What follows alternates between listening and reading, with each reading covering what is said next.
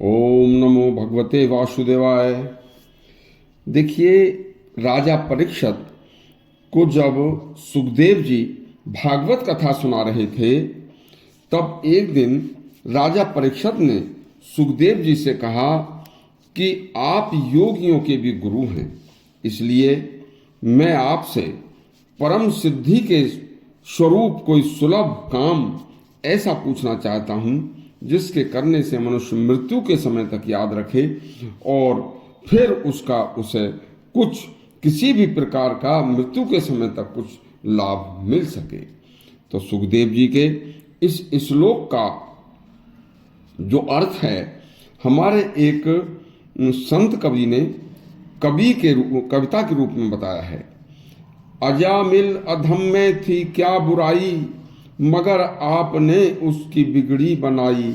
घड़ी मौत की सिर पे जब उसके आई, तो बेटे नारायण की थी रट लगाई। तुरंत खुल गए उसके बैकुंठ द्वारे, हरे कृष्ण गोविंद मोहन मुरारे। यही नाम हो हरदम मुख में हमारे, हरे कृष्ण गोविंद मोहन मुरारे। देखिए, उन्होंने कहा कि स्वस्थ अवस्था से लेकर मृत्यु समय तक गोविंद का नाम स्मरण करने वाले के सभी पाप स्वयं ही भस्म हो जाते हैं। जिन मनुष्यों ने भगवान नाम का स्मरण नहीं किया और बड़ा रूप, कुल, विद्या, ऐश्वर्य, धन प्राप्त कर लिया हो, बल प्राप्त कर लिया हो, तो उन्होंने कुछ भी प्राप्त नहीं किया। क्यों? कि ये चीजें तो राजा क्षणिक हैं, ये तो नष्ट होने वाली हैं, ये स्थायी नहीं है। राजा, ये तो कुछ दिन का महसूस होने वाला सुख है। सुनो, एक संत कवि ने कहा है, का सुख में तुन माँ है खाज की खुजली ऐसे, सुख सो पहले लगे बाद में दुख ही दुख जैसे।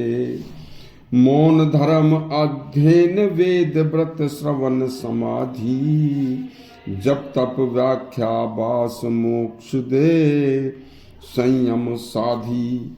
हे मनुष्य, हे राजा, देखिए, मनुष्य शरीर धारण करके भी मनुष्य धारण करके भी मनुष्य किसी भगवान को याद न करे तो फिर वो क्या करेगा? सूकर, कुकर, सुअर, कुत्ता, गधे के समान जीवन बिताएगा। उन्होंने भगवान से अपना संबंध नहीं जोड़ा तो मरते समय वह मरने के बाद उसकी तो दुर्गति तय है।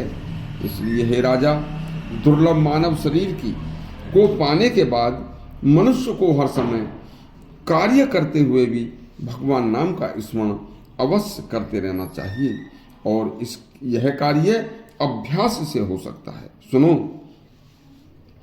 रात दिवस का रोवना पहर पलक का नाहि, रोवत रोवत मिल गया अपने साहिब माँ। क्योंकि इस संसार जगत में जो अपना नाता केवल संसार से ही जोड़ता है, तो वह नाता केवल सांसारिक नाता होता है, वह स्थायी नहीं होता। उसे तो एक दिन टूटना ही है। और जो मनुष्य अपना नाता संसार में रहकर भगवान से जोड़ता है, वह नाता स्थायी नाता होता है, वह कभी टूटता नहीं है।